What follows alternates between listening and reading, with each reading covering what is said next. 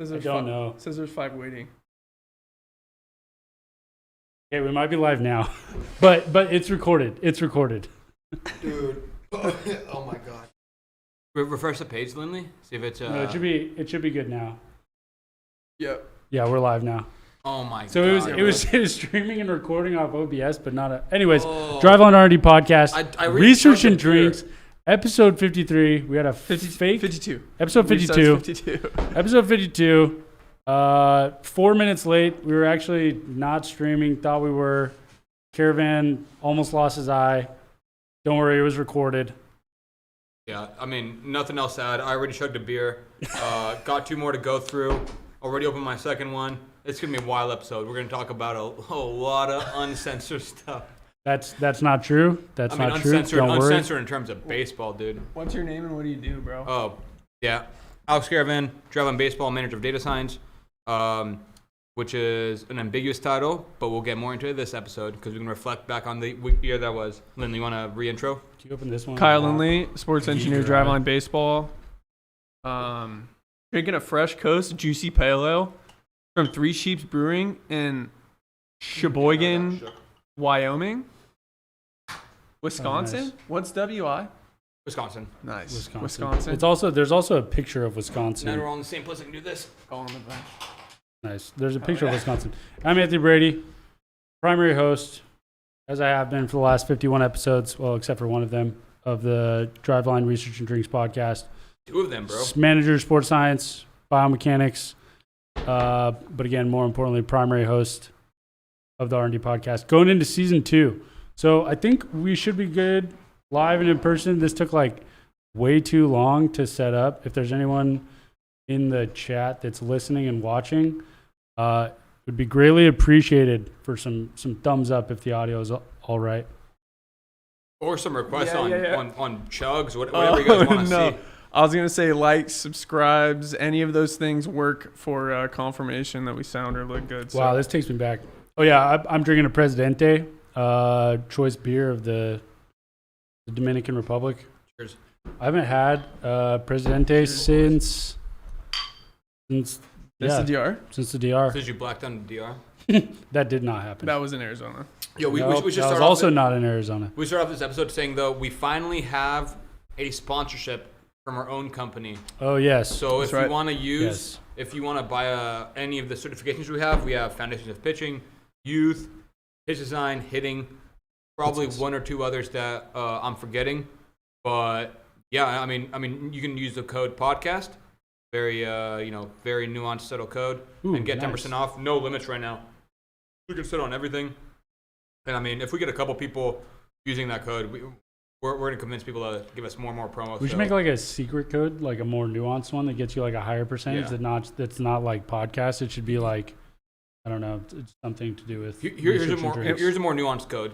Put in podcast, then DM me, and I'll give you another 10% off on the Exactly. on the serve. Yeah, Exactly. That's the nuanced probably the code. way to go about it. Should have buried that a little bit deeper in the episode. Maybe yeah. learn it. Yeah, if you're trying to really maximize your discounts, you need to use code podcast and then also use Venmo code Alex-Caravan. Alex, yeah. And my picture is still Max Engelbrecht, so do not be confused by that. Yeah, so you'll have to look for that. Okay, I think we're good. I just want to check something. I mean, anyways, dude, been a pretty crazy year. Obviously, not that like our podcast we started. A lot of people forget, dude. We started before places really started shutting down because of COVID. If you guys remember, like 4. yeah. Episode 4 or 5 was like the COVID episode. Yeah. But so we haven't always been doing this remotely, and it was a very, very different landscape when we first started doing a podcast. What do you guys think has been like has been one of the, like some of the bigger changes from where we were a year ago? Besides Driveline or the podcast? I mean, I know the first episode I was technically single, and now we're following. Technically single. Oh no, I mean I was also practically single, and now we're following a Valentine's Day where I just bought Plan B the morning after. Oh no, dude. Okay, a lot has changed this year. First of all, Noah Therm just liked my tweet. If you're listening in, hit us with a thumbs up, bro. Oh, you And a also comment in hop the chat. He can try to tell No, dude. Can't just do that all the time. A lot has changed. Caravan and Anthony are now managers. We have 3 departments in the research department or the R&D department. We're in 3 different locations now. What else? I mean, we've hired quite a bit. Our departments have grown. Yeah. In fact, a couple of our listeners are listening right now. And, I mean, we did consider going through people's applications on air and, finalizing candidates, but we decided not to. Brady was all for it. I kind of like talked him a little bit down. Said that's probably not going to play like long term. People are going to be pretty pissed. But we're going to be expanding. We're going to be growing quite a bit in the next like couple weeks as well. I hope because I have some fantastic candidates for analytics, sports science as well. You guys can probably talk more on that. But yeah, what's kind of been your perspective on? We can start Lindley, then Brady, then I'll go. What's been your perspective on like the growing? R&D growth and where we were like a year ago. What do you think changed the most? Like the projects we work on, the focuses, like how we work. I mean, obviously the remote thing threw a wrench in, but from a straight like topic or project theme. Shoot, yeah. I think my projects have changed a lot, I think. But I've spent a lot more of my time. We put a big emphasis on like instructions, documentation, things like that, making things easier to use. So that's like seems to be a big priority right now for myself, and it seems like a lot of people here. We gotta talk sexy stuff. We can't be talking about documentation. documentation. Documentation is sexy. But keep going. But I think you're skipping over a bunch of large stuff. I mean, like Motus, I think is something that we technically purchased a year before the first podcast episode. But like, everything we've done with Motus has been while we're filming. Yeah, that's true. We're actually coming up on a couple opportunities to validate it. We finally finished some data sets to validate like long-term test and retest cycles with Motus. Dude, this is really weird. I don't know where to look. Recording in person is a whole other feel again. Bro, look at one of the 3 cameras. That's what. Oh, we get it, dude. You have a nice iPhone. I'm gonna get a little bit drunk off these and tackle Lindley about 2/3 way through the podcast. That's not gonna happen. Don't worry. Don't worry, anyone. Yeah. I don't know. Move on from my non-sexy answers. What do you got, Anthony? My answer was also going to be non-sexy, like along the lines of documentation. I think like last year was like a lot of work clearing out some technical debt and like catching up on like pretty rough systems that Driveline had in place in terms of like 2018, through 2019, even some of 2017, like we were just like go so much that there were probably a lot of like systems in the way that we did things that was like at the time it worked, but didn't potentially like scale out or build up to bigger projects and initiatives. And then as we've like grown a ton, I think like at the beginning of last year, there was a realization of like, oh, we need to dial up all of these systems so that we can do a bunch of stuff later on. Yeah. That includes like standardizing the biomechanics database, like just setting up that also created a lot of ways to think about other data collection processes and how we can potentially like pair stuff in the future and just really expand what we can do like, a few years from now. As opposed to in 2018, 2019, I think it was just like, okay, we got to do whatever we can to like get shit working tomorrow and like keep it going. So now it was a ton of like heads down busy work of like the documentation of like the biomech database breaking like all of the time just to standardize and figure all that out. So now I think like this year and going into years ahead, I just think we're going to make like crazy gains in terms of like what we can actually do and like unlocks muscle. I think I'm trying to make serious velo gains. All the systems you're talking about are made extremely like extra important because of the head count as well. Like new people coming in and figuring out how to onboard everybody in a quick and easy way or like efficient way, so we don't have to spend all of our like work economy kind of troubleshooting and helping onboard people. So definitely, I think that's a big part of it as well. My answer is not super sexy. It's a little bit more polished because I've been saying a rendition of this in a bunch of interviews lately as I kind of explain people the job and purpose of the job. I think we've changed a bunch from where a lot of our stuff functioned as initial training floor requests, and like those might spawn into bigger projects, and then like kind of our ideas as well, like, oh, this would be cool. To like now we have a ton of reports and tools in development, and have like third parties using them, paying for them, giving feedback.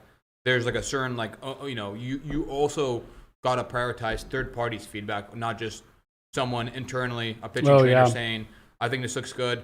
Okay, great. Like I really value your advice, but also like I got a couple dozen people paying for these tools, and this is all they say. Yeah. So like I also owe it to them to create that version of the tool or address those concerns or push that up. So I think from my point of view, I mean, a ton more stuff in development, much clearer pipelines to production, and getting eyes on tools and reports, and also like a different like process when incorporating feedback and prioritizing like what to build next. Yeah, 2020 was just like so much D. Like it was just like always thinking in terms of like development, thinking in terms of like what can we like productize in a sense.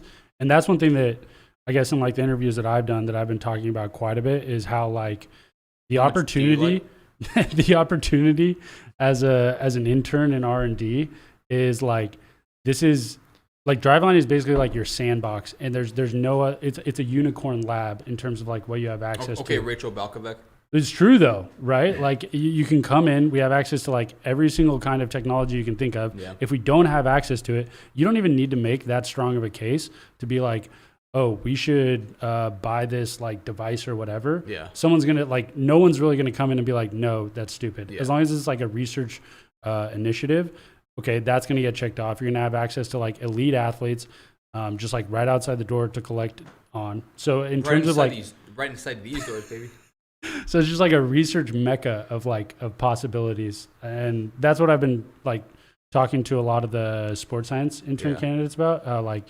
Because the first question they always ask, I don't know if this is the same for you, but like, what's the day-to-day look like? And the day-to-day is like super small. Yeah. You know, it's like, you need to help run the mocap lab. Do what I fucking tell you. Operations. Lindley's going to tell you about like a lot of like data collection stuff with ongoing projects. And then after that, like you are more than welcome to spend like 100 hours a week doing whatever you want. Like if you have any type of like baseball question, research question, whatever, just like pick up the tool you want to use to measure it, ask the question, and then like start collecting data.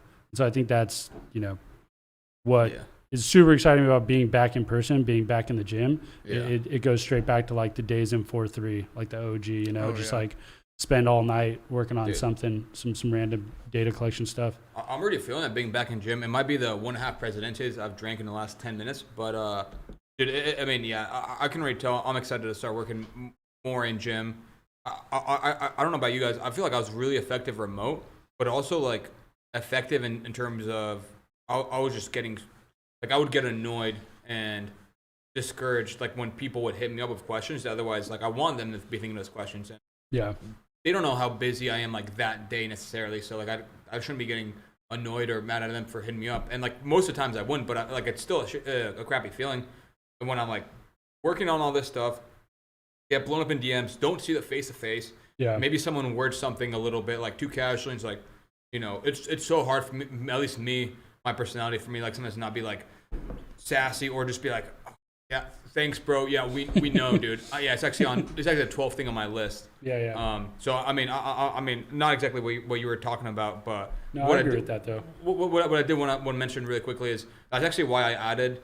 I don't know if you saw this. I added a question to our app saying like. Basically, what would be your research proposal day one if you could just organize a big data project? Yep. Like use any text you want, whatever. And everyone who's currently gotten an interview from me or Dan for the R&D analytics internship, like had good answers to that. So none of you guys have to worry if you're listening to this. But for me, that's a huge separator. Oh yeah, dude. For me, that's a huge separator, and I think that's like so important. And what's always going to be valued, you got to be able to even if the ideas aren't practical, they don't make sense or whatever. You've got to have an ability to think creatively and think of like very valuable projects to be prioritized in our hiring process. Yeah. So not to get like bogged down about the last year and like documentation heavy and kind of boring, not as shiny stuff. I think there's unintended. I think there is a lot of fun stuff coming in the next year that I'm really excited about. Some investigations. We're testing some new technology items. Trying to roll out some new things with Motus and paired technologies. One in particular that I want to mention is force hooks. So there's basically there's a company making this product that it's basically a force plate that it's a force measurement device that holds a barbell. It's like a dynamometer. Yeah. So it's like a pole. Yeah. So it holds a barbell basically. So you just put force on the barbell and it measures how much with the two hooks that grab it. So like, for example, you could put it in a squat rack or something, and then you could do like an isometric squat, or you can do an isometric bench press, and it'll. What do you mean isometric? Just like pausing in the bottom? No, it'll be like fixed into the. Oh, I see. Okay. Yeah, similar to the isometric mid-thigh pull. Yeah. But so yeah, and that'll kind of give us the ability to do some more creative things with our strength assessment. So that we're getting going on that in the next couple weeks. Some other wearable resistance and other ways to apply training stimulus to throwing. So even though I've spent a good amount of time like putting and all of us putting together trying to get systems going and some documentation and stuff, I think like we're still on our path of like moving towards new things, developing new 100%. like training modalities for baseball and improving the player development. Like scenery, like we always we have been for a while. Do you guys have anything you guys are excited about?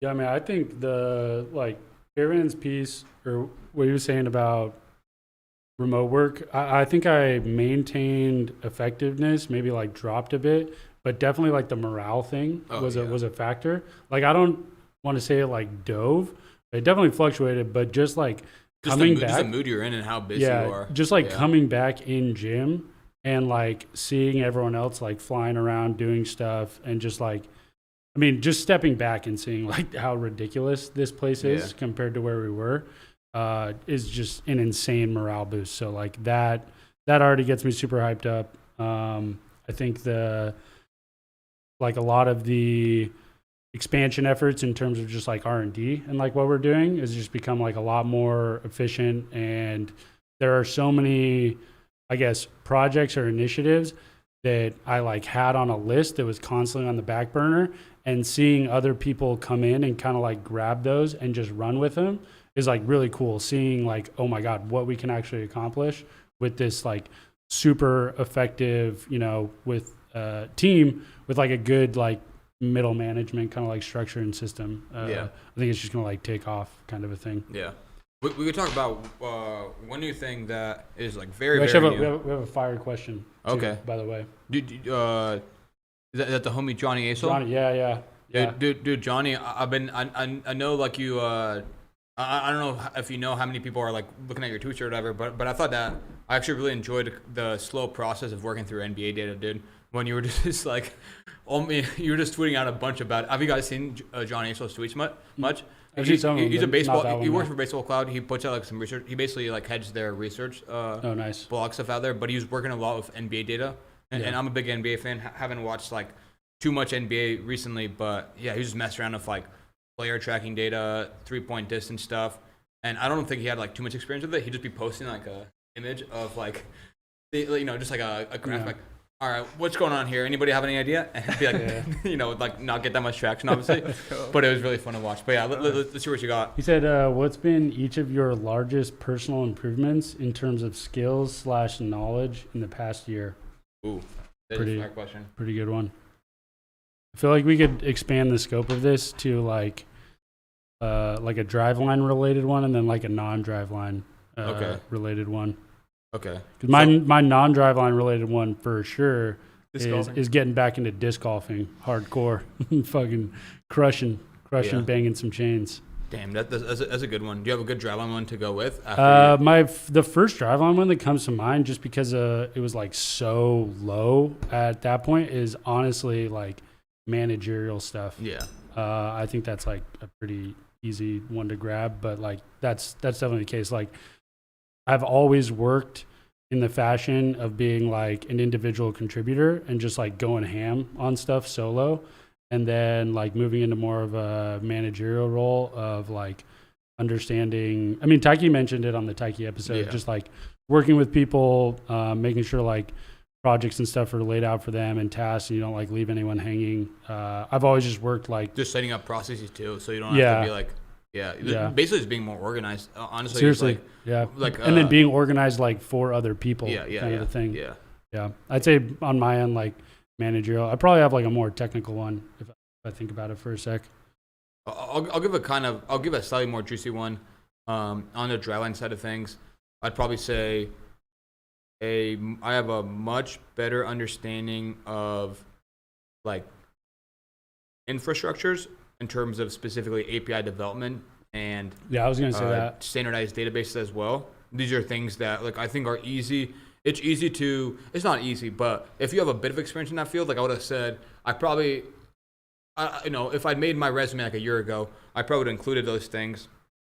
But now actually having gone through it, having like heavily supported, Garrett York on our Edge API creation, documentation, and also setting up databases that like standardize things, pipe into the API, all that stuff.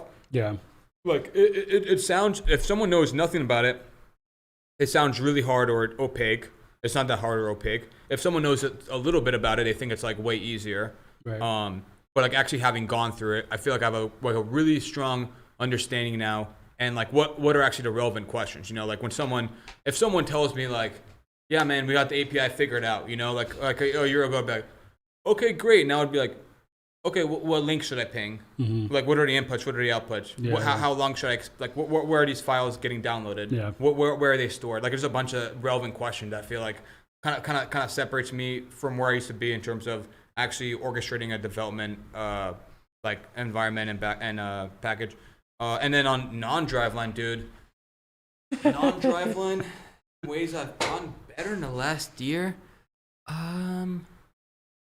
Honestly, dude, I got so good at Pilates apps. Dude, it's hard. Dude. Oh, I mean, I've just done so many with my girlfriend, and just like, listen, for any of you guys trying to get into Pilates out there and where it is too easy, look up Pamela Reif on YouTube and do some of her ab stuff. do 2 of her 10-minute abs that's back to back, and then come crawling back to me. What you got, Lindley? For Driveline things, I've like made huge strides on just breaking a big project down into smaller tasks. And a lot of this kind of ties in with changes we've made to the R&D department, reporting structures, and also how we manage projects. And actually breaking down into smaller tasks is a big thing for me, because it's really easy to look at like a really big project and like, okay, there's this big thing I got to do. Where do I start? And it's really easy to get smaller tasks done. And then also some ways to do that. Like, obviously these are pretty like basic, fundamental things, but like being new to the whole full-time work, industry. Last year was my full year of non-school. That was a really big one for me. I got a bit better at coding, I think, using Python for what I want to use it for. I think you definitely got better at Python. Yeah, definitely, and I feel like I'm pretty efficient with that now. And knowing a little bit better when to use it and when not to use it, as opposed to just like using Excel or whatever. And then I think for non-Driveline, honestly, it might be health as well. Like the weight room, I've gotten a lot better. I made huge strength gains. I did a bunch of cardio in where are you right now in terms of like your cardio peak though? Like we ran a mile, as we talked about. You hit 5:52. You think this weekend you run it faster or slower? This weekend I might be able, this weekend I had a rough, like last week I was pretty sick. I don't know if I would be able to run a good one this weekend, but maybe next weekend for sure, because my 3 mile pace, before I was running a lot of longer runs, which I don't think super like improve your 1 mile. Time, yeah. But I've been doing a bunch of most of my runs these days are 3 mile runs, and I'm like getting better every time. Like my bad miles are still like under 8 minutes now, which is tight. Or like my bad 3 mile runs are under 8 minute pace. So feeling really good about that for sure. I was gonna bring up as a topic something we can talk about. I think it's pretty exciting, and we haven't really talked to our whole training floor about it. Athlete composite score. Yeah, hell yeah, it's gonna be ACS. really exciting. We've talked a lot about buckets in the past, Honestly, but it's this actually, ties in. it's actually pretty full circle because, I mean, episode like 3 or three something or was like four, buckets, yeah, we were talking about bucket stuff. Similar, almost identical look on the camera Yeah, too. full, Similar setup as full this. year Different round. facility though. Do you guys kind of want to? That's what we should have done. We should have replicated those beers. We were ripping those, those orange those beers. modern What were those? modern times. yeah. Oh, The those Willie were Nelson IPA. yummy, Wait, dude. is it the Willie Nelson IPA? I don't think so. Oh no, I think it's just the Nelson IPA Yeah, I'm or something Not, yeah, from modern very times. good though. Those are fire. Yeah, 16 ounces. rip those. Yeah. So do you guys want to intro the what the athlete composite score was? It spawned off some buckets work that we were working on a couple years ago, specifically just allocating people into biomechanical buckets on where they fall. Our motion capture lab spits out like hundreds of metrics, Yep. full signal, all that kind of stuff. So do you want to gear it? Do you want to gear it towards What is going on here? What's up? Oh no, my hair! No. Now we have to clean this up. Yo, 2021, new me. Okay, so Dude, Caravan actually, just my cut his looks hair. kinda good, huh? How do you guys think my hair looks? All right, didn't know that All was right. gonna happen. I told you guys something crazy might happen this episode. Yeah, this next we have year, I'm hair very everywhere. excited for new hairdo Caravan. This is For very exciting. everyone listening, Caravan just half his hair just got cut off right behind us. I mean, hopefully a little bit more than half, dude. I got sick of shampooing this. It's a little bit longer on the right side, huh? Better not be any of my Is beer. it a good look? Don't be honest with me. Is it a good look? No, No? I mean, I think the shorter hair will. I think it's got some potential for sure. Okay, anyways, athlete composite score. Honestly, it's a better look than when we were talking about this in the episode on episode 3 when you had the half when I beard. had the half beard. So this is significantly better than the half beard. I'll say that much. At least we've got that. You should see if Katie notices. Oh, she's watching this. That'll be wild if she didn't notice. That'd be so No, impressive. just actually. like throw it up in a bun or something, or just like walk in and not. Just walking with a Dude, this hat. is actually Yeah, kind of because fire if look. you look that way, That's like what I'm saying, dude. I think it's a Yeah. kind of fire look. I think there's some potential to it. I'm gonna, and that was Connor Hinchcliffe making a cameo appearance. I'm still gonna pay him for the haircut. Don't worry, guys. I didn't try to, cheat my way into a free haircut. But yeah, do you guys want to kind of lay the ground for the biomechanical background of athlete composite score, and I can kind of talk on the statistical side, implementation and deployment. Yeah, so if you haven't seen, I think it's episode 3 of the podcast. I think that's where we first talk about it. But yeah, basically, you come in, you get your assessment. We look at all the data points. First of all, we set up like an initial kind of like structure of what's inefficient, what's efficient in terms of specific metric by metric mechanical parameters, and they're like cutoffs and whatnot compared to harder throwing data sets. From there, we kind of just like applied a bunch of drill scores with some good theoretical backing from our coaches as to like, okay, if honestly, a good way to explain this is like what we were trying to do is look at the way that coaching already occurs in terms of pitching coaches and the way that they look at mechanics. Like a pitching coach sees the way that someone moves, whether it's on video or in person, and they're like, oh, this person is leaking off, or like they're opening up too early, or they do this, and like this drill will help that. So basically we took those kind of like anecdotes and theoretical coaching points. First of all, translate them into biomechanics. Okay, so like someone pulling off early, excessive lateral trunk tilt, opening up too early, too much early torso rotation, whatever it is, and then try to like quantify one, if that's actually bad or if it's actually good in terms of like, do elite data sets actually do this like you're saying, that kind of a thing. And then we took all the drills that would ideally kind of like affect those in a positive way and applied that against that kind of like bucketing system. And we looked to see how it performed. So like over time, if you came in, you got put in these buckets, you were assigned these drills, did you get out of those buckets? Did you improve in terms of like quality? Obviously velocity being a big one, looking at like joint kinetics and efficiency as well. So then from there, we collected like about a year's worth of data.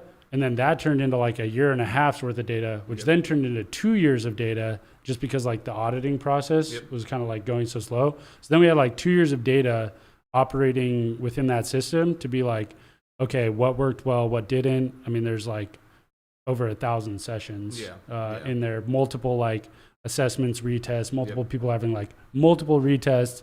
And then from there, we were able to break down the hierarchy into now some like deeper levels. So the first one was just straight flat, like 30 plus metrics. Everything was weighted the same.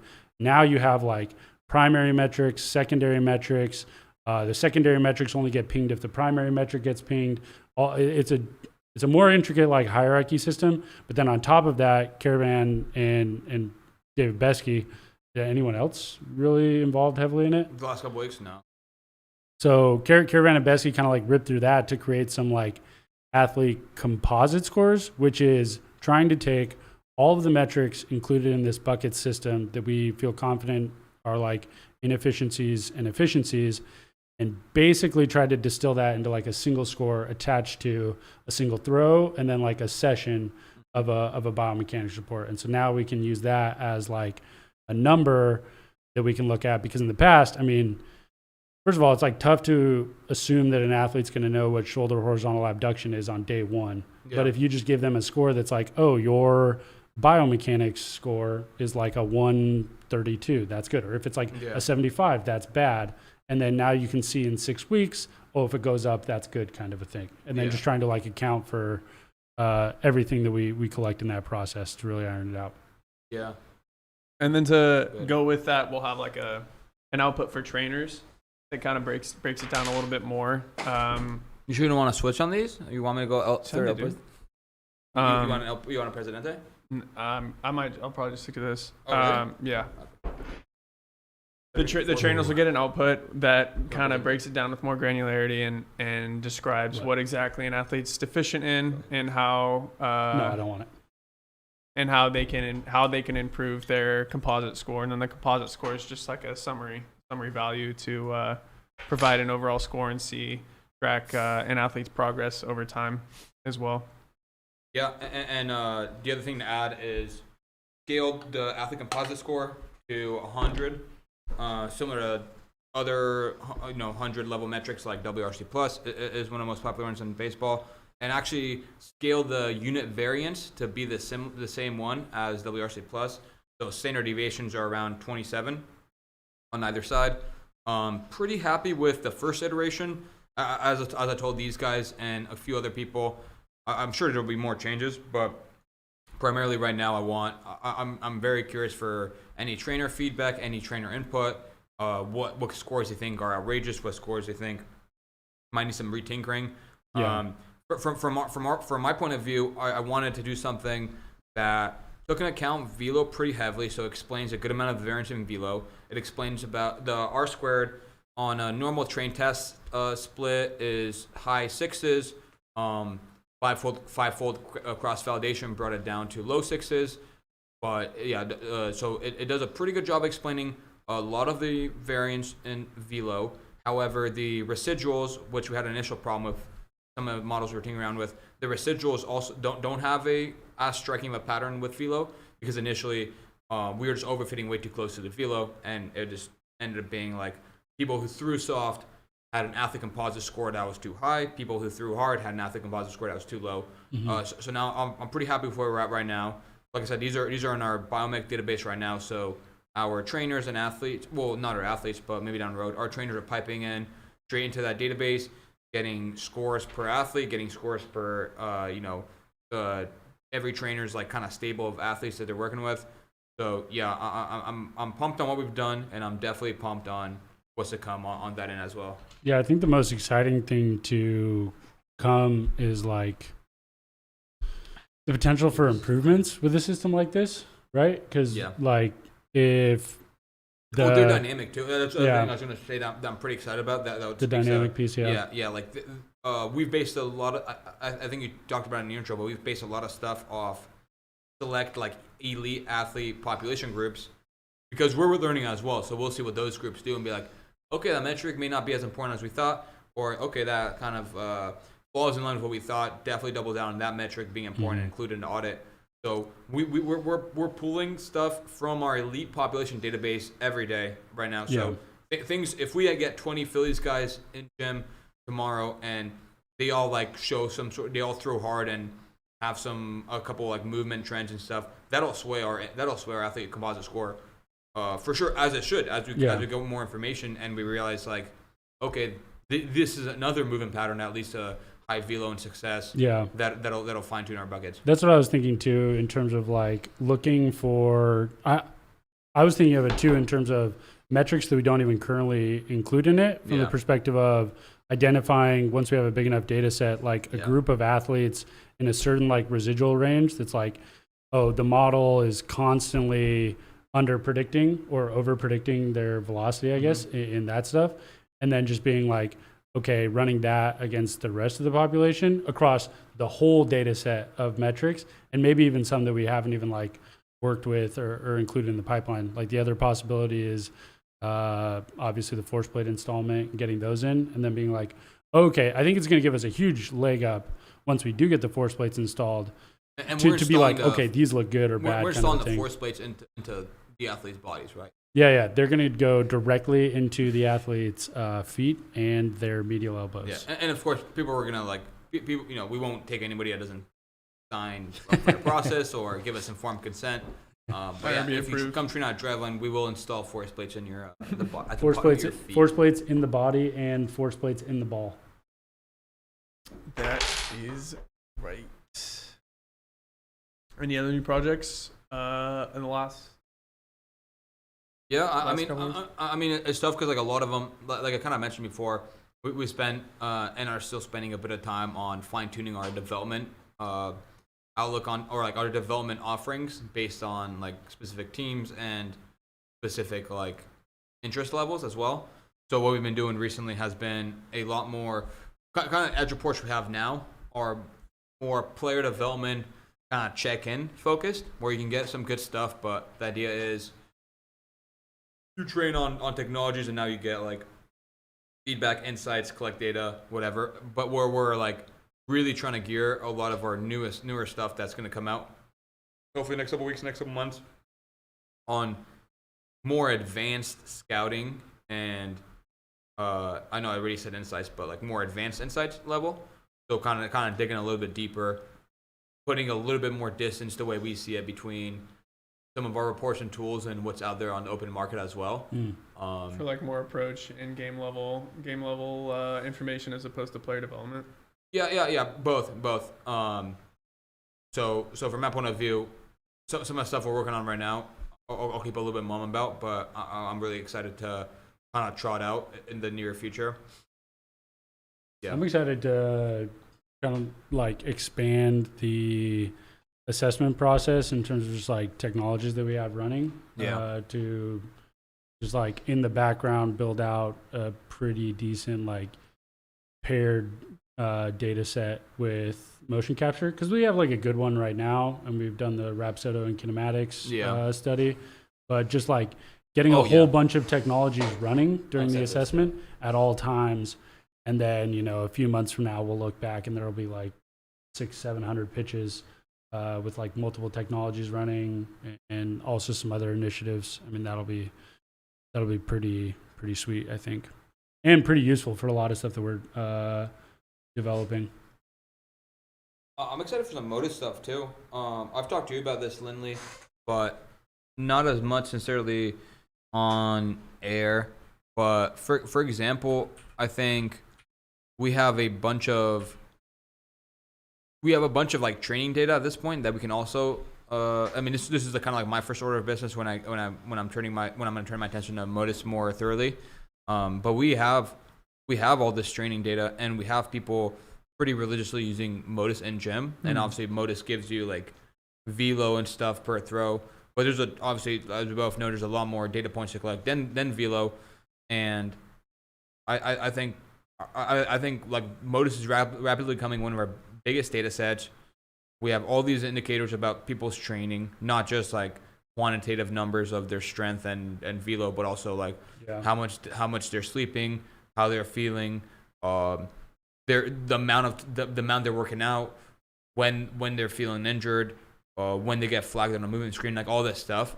I'm really excited about, like, there's a ton of overlap here in the data sets, but just putting it together and having potentially like our own more innovations in terms of workload, or even just like numerical Motus comparisons for public open source there. Because I still think that's an area where, and I don't know if you get this input or feedback from people, I still think like people know how to use Motus, but could definitely stand to also see a little bit more open source like numbers or research published on it. Oh, 100%. I feel like we've been kind of toying with this a little bit and how we can improve the whole perception of it, because Motus is widely seen as a health and injury prevention opportunity, and I think there's a lot of opportunity there to research how we can improve performance, how we can just help people feel better and perform better in games, in training, just overall, just like you said with Motus, like all the like wellness questionnaire, injury data, workouts and workout frequency, also just like time of year, and seeing how some seasonal workload trends can or like shouldn't trend over the years, or like over the season, over the calendar year. So I think there's a lot of opportunity outside of what people kind of see Motus for what it is now. And we're really excited to kind of push that forward and change the narrative a little bit. We have a couple of trainers that are like kind of messing with some day-to-day, whether that's duration of workouts, time in between throws. See if we can like, there was one anecdote Devin Rose pointed out where one of the athletes didn't feel like they could really turn it up and throw hard one day. They were just like, they felt like they were pushing it, but like their velos were just really bad, and their Motus torque values were really high that day. Like compared to basically their what were they called?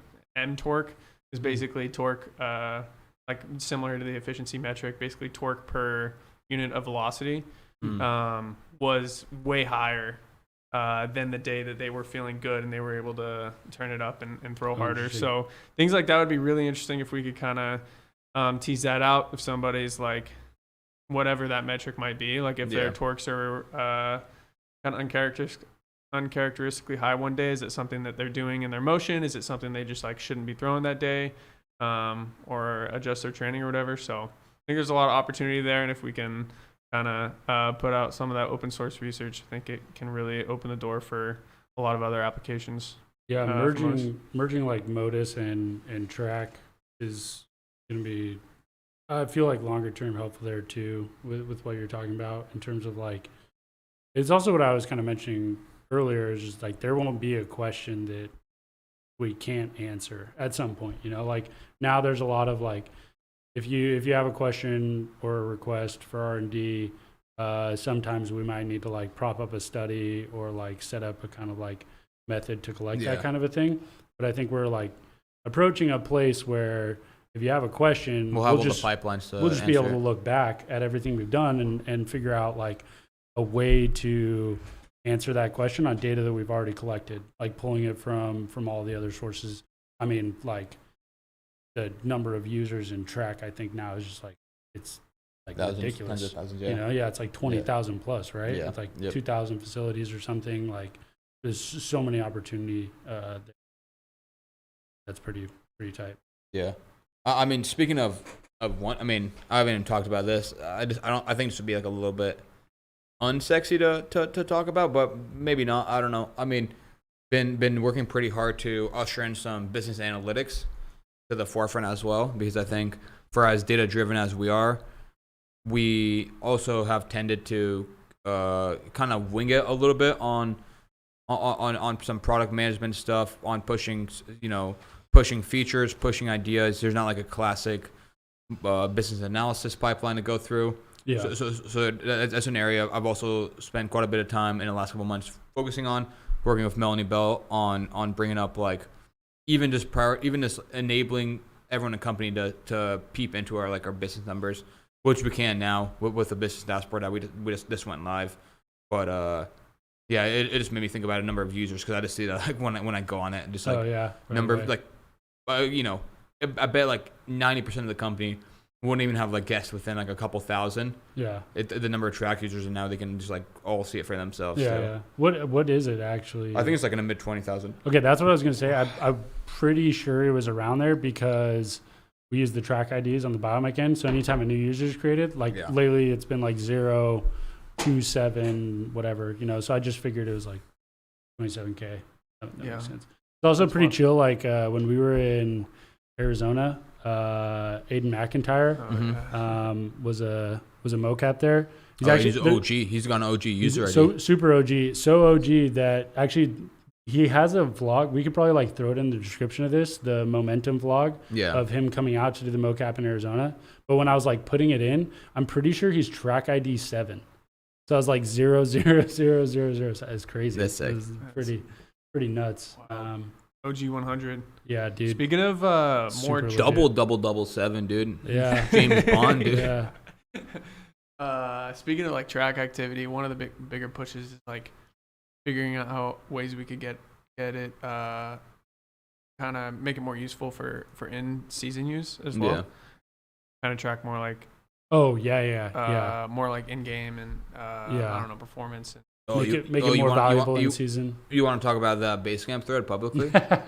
maybe not yet. But we also have a good question, which. Oh, were you gonna say something? No, I didn't mean it. No. I was just gonna keep it pretty general, but. Okay, I think this is right at you, Lindley. Is there a hitting workload coming soon? And if so, would Motus be the tool to gather that info or some other tool entirely? Oh, shit. How would you pay to write this question? Yeah. It's tough. We haven't gone through a full validation of the Motus batting sensor. We've worked through some like data collection and testing with it, and we've had our struggles. Currently, we use Blast and Diamond Kinetics, and a problem with using those for hitting workload is that you have to change. We use a bunch of different bats during training, and in order to capture all those swings, you'd have to change the sensor for have multiple sensors per person, or just change the sensor every time you change a bat. So that's really tough.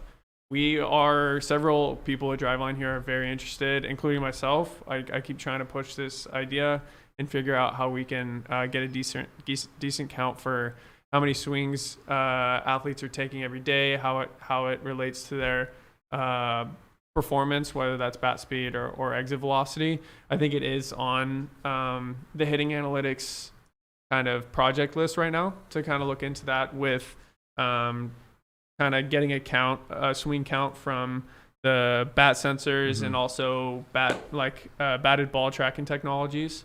Seeing if we can get a good accurate estimate there. I think there's got to be something there. I know anecdotally there's a lot of people who come here, especially because we take a lot of hacks, take a lot of high intent swings, and people get burned out pretty easy with. I mean, me and Anthony will go and try to take like. I ain't never been burned out, bro. Yeah. We'll go take like. I just can't pick up my thumbs for a while. Yeah, exactly.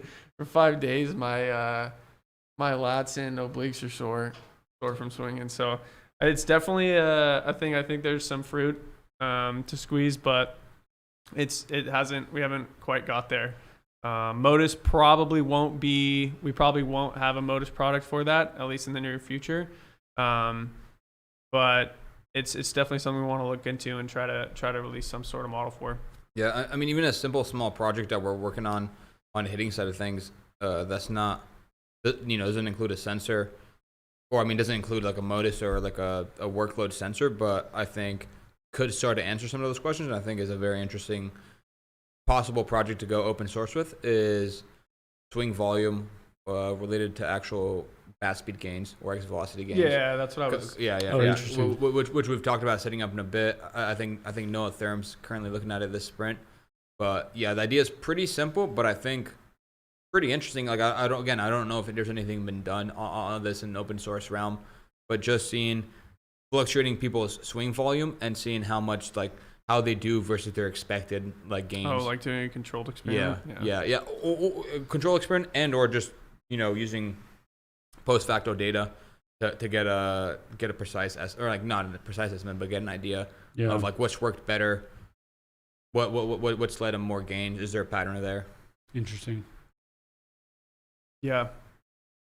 I think. I mean, I don't even know. There, like even in the pitching realm, we've been tracking pitch counts, time between starts, workload with Motus, and we still don't have a clear answer. Like, what is the right workload to like to optimize performance or to optimize health or whatever. So I think it's going to be a tough question to answer, but there might be some good low-hanging fruit, if you will, to, I don't know, just make some guidelines for training or some on-ramping guidelines so that when somebody comes in, if they haven't been swinging for a while, or if they come to a season, they haven't been swinging for a while, then maybe like tone down this training to onboard for your swinging, or like even balancing between skilled hitting training and strength and conditioning work. Like if you're trying to onboard for bat, or if you're training for bat speed, or if you're just trying to onboard for a full hitting volume, then maybe you take it easier in the weight room, which is something that we've done and talked a lot about with pitching, but it's just a little bit behind with hitting, I believe. Do we currently have a way in the weight room to quantify like the workload, I guess, of a training session in there, outside of just like pulling their weights that they lifted compared to like a 1 rep max or something? It's been brought up, but I don't think we have a way of reliably measuring it. That'd be pretty interesting. I know that for sure, and I think it not only about weight, but like obviously some like overall volume, like weight by reps, or like weight by total reps, or I wonder like how decent of like a daily proxy there is for that, because wasn't Trevor doing something with like he had those force plates that he used for like his daily jumps or whatever and stuff. Yeah, for like a readiness idea on that end. I think he was also doing some sort of fatigue testing or like blood work, dose work or something, with like blood testing or something as well. That's what Dean was talking about too, that he really wants to measure. By the way, Dean, last week's guest, currently crashing at mine and Brady's house. Look at the podcast bringing people together. Yeah, True. yeah. Well, he texted me a couple of days after the podcast. He'd been talking about. I mean, I think I mentioned it on the podcast, saying like, "Dude, we got an open room right now." And then he said, "Let me know if it starts snowing." And then like 2 hours after he told me that, on like Wednesday or Thursday, I sent him a video of snowflakes falling outside the window, and then he's like, "I'm booking it." And then came 2 days later, $100 round trip from Phoenix to Seattle apparently. Let's go. Fire. But I think I think a force plate. Oh wait, what was it? Oh no, I was talking about weight room workload. He's excited about this thing called levels. Have you guys heard of that? Has he talked to you about it? It's isn't it something you put on your arm? It's like a patch that tests like, was it? It like measures your glucose levels. I think. Glucose. Interesting. So he basically wants to individualize people's recovery and like susceptibility to insulin spikes, like all that stuff. Like another thing to factor in when it comes to athletes being faster responders in the weight room versus training versus like what's like a little bit more information about the diet essentially. I think I may be misquoting him a little bit on it because I really haven't done too much research, and he mentioned it, but I know Matthew Dellavedova, OG LeBron teammate, gave Steph Curry fits in the 2016 NBA Finals on sleep. But he just says like scrappy ass Australian point guard. He's like the poster boy, dude. For the levels thing? No, maybe he's the poster boy for levels. I don't think it's that big. I was saying he's the poster boy for. I don't know if you guys or any listeners spent too much time on the NBA subreddit a couple years ago, but he's like the poster boy for like the meme about every like white NBA player. They're like, he's just so scrappy, man. He just spends all the time in the gym. Like he just gets after it. Like just like that's the lazy metaphor to describe lazy. They're not gonna say he's like super skilled going to the rim, just like Dude, he's such a scrappy player. He's so good at defense. Let's go. Yo, Swag City, I hear you, man. We're saying the same thing. We're hearing a lot of chatter about R&D Pod apparel and merchandise. What do you mean? Swag City says many people asking for the R&D Pod apparel. Oh, Swag City, dude? Yeah. That's got to be someone taking over my burner. I think it's my girlfriend. No, dude. KDG's in the chat. Oh, my God. It looks so bad. Oh, is that what he said? Yeah. I think it might Bouncer. Be. Yeah. Rude, yeah, Dude, Bouncer from the chat, dude. That's messed up. Oh, I thought she was talking about the resolution. I was like, oh, it's probably the setting. I did the same thing, but she's talking about your hair. Oh, no. Nice. What American beer is the best comp for the Presidente? Honestly? Who asked that? Wow. Great question. John Moore. That's a good You think it's Ethan's dad? I I've don't never know. had a Presidente, dude. Wait, did you not? Dude, have this. Dude, I didn't mean to steal your beer, by the way. I meant, like, do you want to trade? And then you're like, just have it. Dude, can you please drink this Presidente? Yeah, I'll have some of it. It's not that good. I actually think it's I'll really give good. you a good answer here, What? John Moore. This will be a good. Hold on, Dude, you guys wanna see- No, don't do it. No, it'll be fine. It'll be fine. It'll be fine, dude. Let me open it with this. If I pop my tooth out during the podcast, it's gonna be a viral moment, and more people will buy certifications. Okay, yeah. Because they'll watch the beginning of the podcast. Yeah. Use code podcast for 10% off Driveline coaching certifications. We just start plugging that every 10 minutes. Oh my God, dude. That was There his goes your tooth. tooth.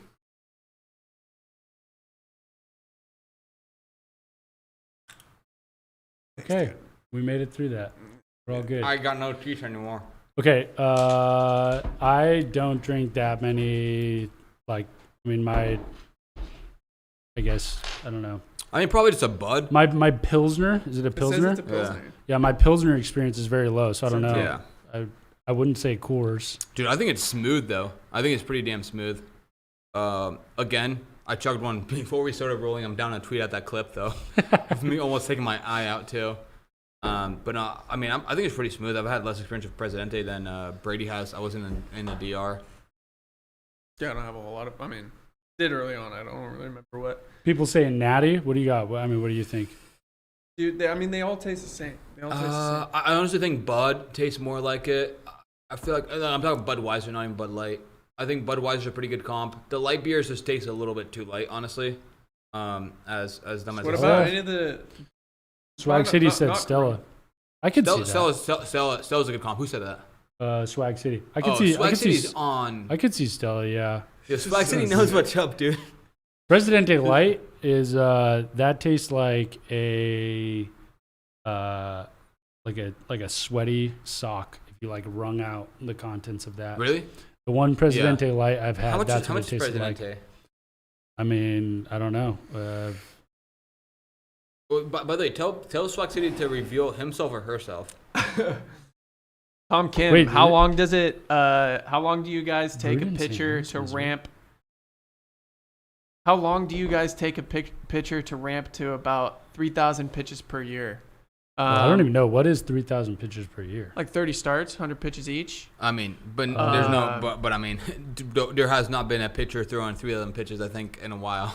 Yeah. Really? What's like the We have most a- pitches thrown in a year by a pitcher in the like modern era? Oh, I mean, I don't really mean my modern era per se, but I think 5-man rotation. I don't know. I don't know, but I mean, it's in the Statcast era, I don't know if there's been anybody throwing 3,000 pitches. Usually they end up like being 2,500, they 2,000. usually end up being the leader, and usually end up being in like the high 2,000s. I would say Maybe you include like postseason starts. Yeah. And some straining starts, which you can get if you use like Baseball R or any of those packages. But 3,000 pitches is a lot. Either way, what was this question? I mean, it's pretty easy How to long ramp is it- them up to that. How long do you guys take? Poorly worded, so I keep jumping over it. But how long do you guys usually take to ramp somebody up to that? I just posted one of our blogs. I think Devin wrote both of them.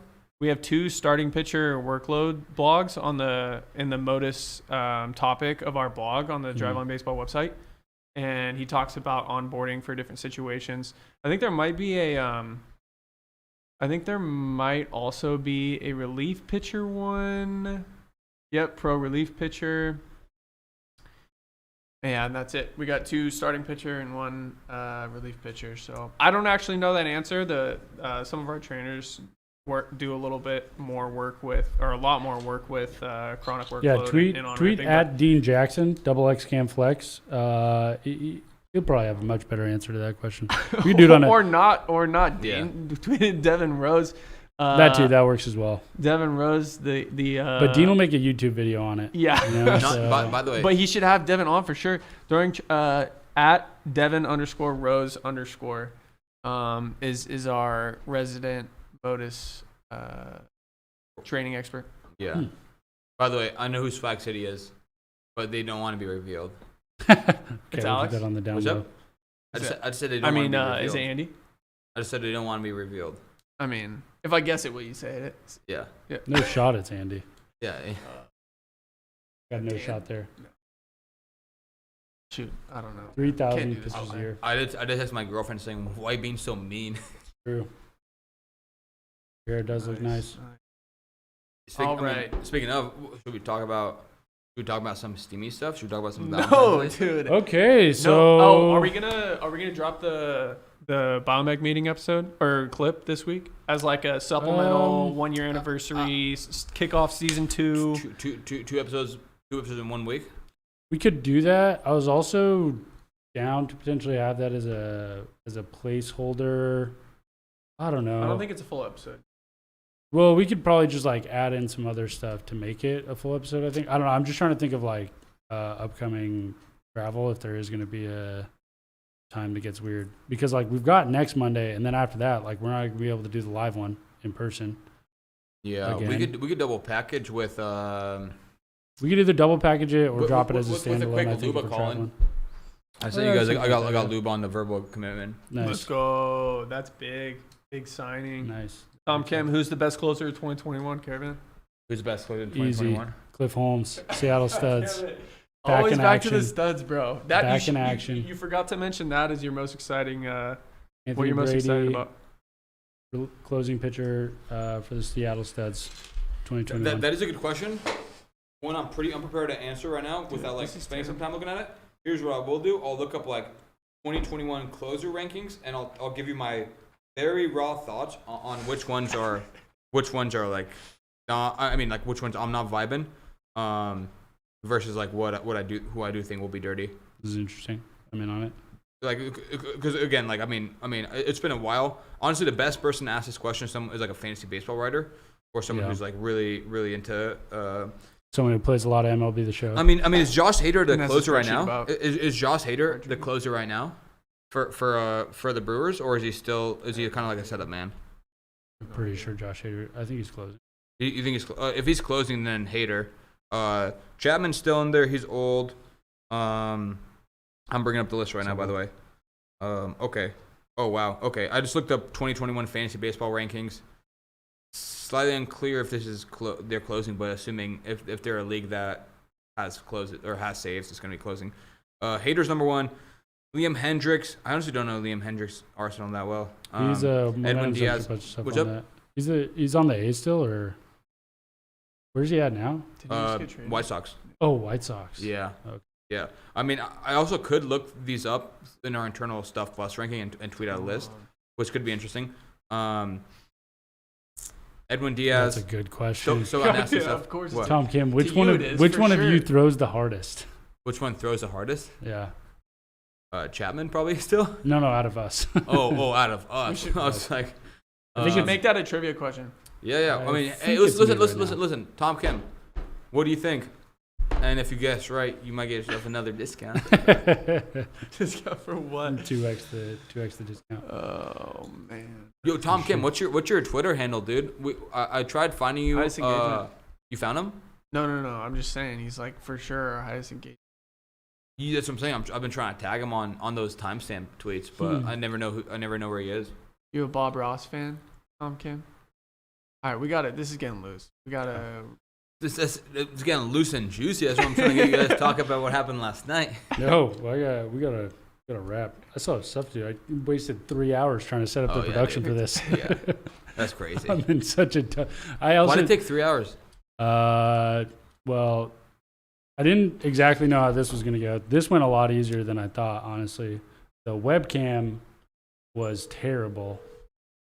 Yeah, I'm calling a quick guest on the podcast.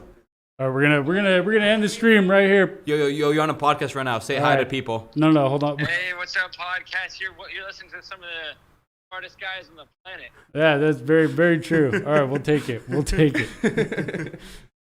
All right.